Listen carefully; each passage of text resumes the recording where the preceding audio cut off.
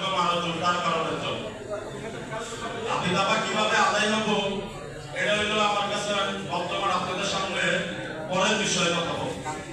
একটা দাবি যখন আপনারা আদায় করবেন, যারা আমাদের কেন্দ্রীয় কমিটির নেতৃবৃন্দ আছে তারা হইলো চেষ্টা অতীতও করতেছে, বর্তমানেও করতেছে।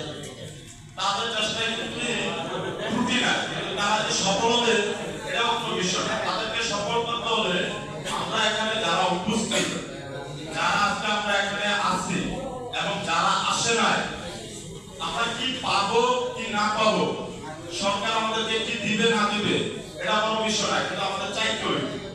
যাওয়ার ক্ষেত্রে আমরা বিগত দিনে এই কেন্দ্রীয় কমিটির যারা ভাই ছিল, টাকা যারা প্রোগ্রাম রাখছে, আমরা কিন্তু এই সারা বাংলাদেশের যত প্রতিষ্ঠান আছে সরকারি, আধা সরকারি, বেসরকারি এবং স্বায়ত্তশাসিত যেগুলাই বলেন, আমরা যারা সরকারি নিয়ন্ত্রণে, আমরা প্রায় অনেক ভাইয়েরা সরকারের যেহেতু নিয়ম প্রক্রিয়া সম্পূর্ণ করা সম্ভব না, সরকারের যে কোনো কাজের অংশীদার আমরা।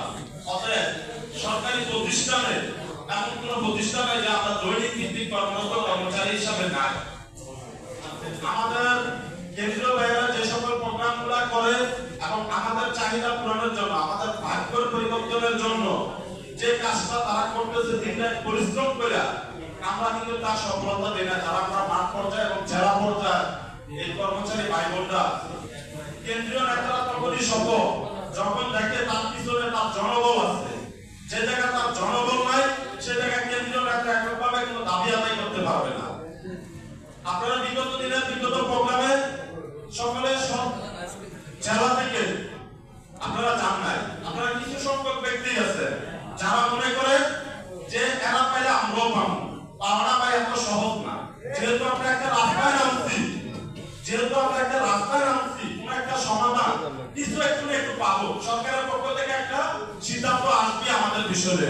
কারণ আমরা দীর্ঘদিন যাবত সরকারি, আধা সরকারি বিভিন্ন প্রতিষ্ঠানে কাজের অভিজ্ঞতা এবং সরকারি কর্মকর্তাদের সাথে, সরকারি কর্মচারী ভাইদের সাথে একই স্থানে একই জায়গায় থেকে আমরা কাজ করতেছি। আমাদের অভিজ্ঞতা আছে এবং আমাদেরকে যে শ্রমিক বলতে যে আখ্যা দিচ্ছে, আগে শ্রমিক বলতে বুঝাইতো ধরেন গার্মেন্টস ফ্যাক্টরিতে কাজ করা, বিভিন্ন সেক্টরে আরো ইত্যাদি। তাই আমরা যারা এই সরকারি প্রতিষ্ঠানে কর্মরত প্রত্যেক ব্যক্তি শিক্ষিত এবং কাজের অভিজ্ঞ এবং এই দেশের সরকারের উন্নয়নে আমরা গুরুত্বপূর্ণ ভূমিকা রাখি। কিন্তু সরকার আমাদেরকে লাঞ্ছিত করছে।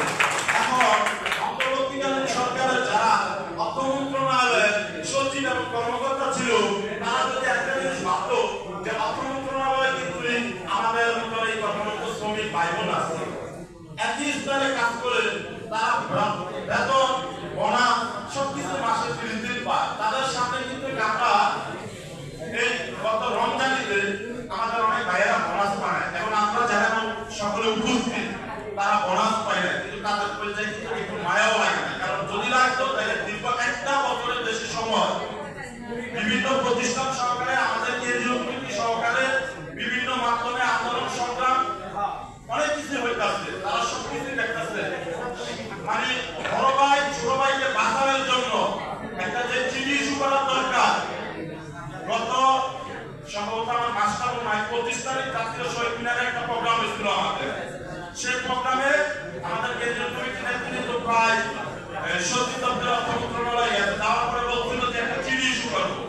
তাদের সেই চিঠিটা ইস্যু করতে এই ধরনের যে কোনো প্রতিষ্ঠান যদি সপ্তাহে একদিন বন্ধ থাকে তাহলে তাদেরকে 26 দিন হাজিরা দেওয়া যায়।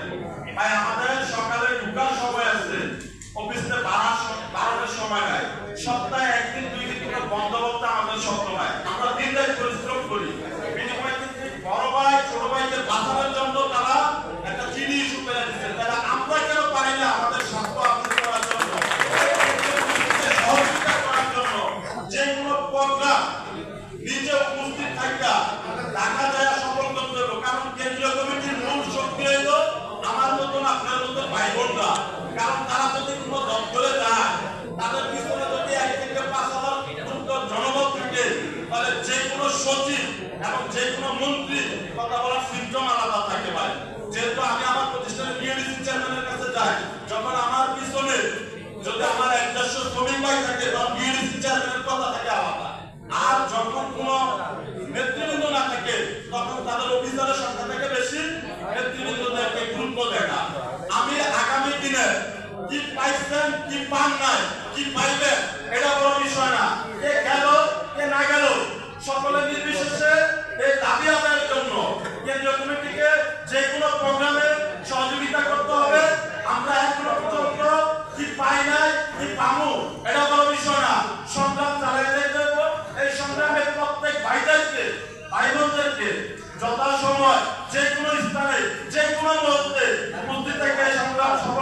হবে। কেন্দ্রীয় কমিটি হলো তারা শুধু দাবি আদায়ের জন্য আন্দোলন সংগ্রামের সূচি মানে ঘোষণা দিবে, আর এটা বাস্তবায়ন করার দায়িত্ব আমার আপনার মতো শ্রমিক ভাইদের। আমরা দীর্ঘ 20-25 বছর কাজ করে অর্থ মন্ত্রণালয় যে নতুন নীতিমালা জারি করছে, এই নীতিমালা এভাবে জারি হওয়ার কথা না। এই নীতিমালা আমাদেরকে রাজস্ব কারণে হস্তান্তর কারণে নীতিমালা জারি করা, যে নীতিমালা জারি করছে এটা রাষ্ট্রবিরোধী এবং সংবিধান বিরোধী। এটা অর্থ মন্ত্রণালয়ের অন্তর্বর্তী সরকারের উপদেষ্টারা মিলে এটা করছে, যাতে শ্রমিকদের অস্তিত্ব বাংলাদেশের ভিতরে আমরা চাই দীর্ঘদিন কর্মরত শুধু কেন্দ্রীয় কমিটির আসনা আমার একটা নির্দেশনা আপনারা কি পাইছেন কি পান না এটা আমার কোনো বিষয় না। আমার বিষয় হচ্ছে দাবি আদায় করতে হলে সকলকে যে কোনো প্রোগ্রামে কেন্দ্রীয় কমিটি যেটা ডাক দিবে এখানে উপস্থিত হতে হবে। ইনশাআল্লাহ আমরা কোনো আর কারো কাছ থেকে যদি আমি শুনি যে আমি জানি না আরেকজন গেলে হবে, এটা কেউ করে না। আমরা এটা করলেই কোনো দাবি আদায় হবে না। যেখানে শক্তি বেশি এখানে দাবি আপনার পক্ষে থাকবে। আর